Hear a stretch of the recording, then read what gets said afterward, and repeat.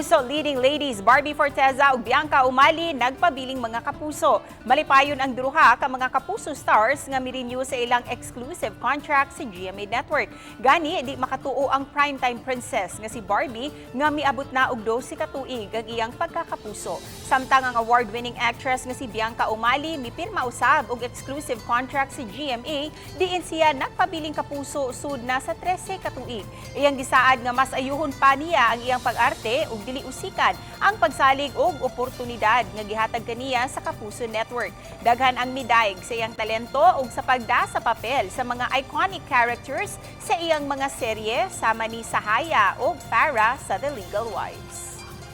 Sabi ko, Diyos ko, miss na miss ko na mag-mall show. Miss na miss ko na perform in front of our Kapusok fans. I am looking forward to being able to visit all of you again. Sana po ay okay kayong lahat. Please do stay safe and may God bless you all.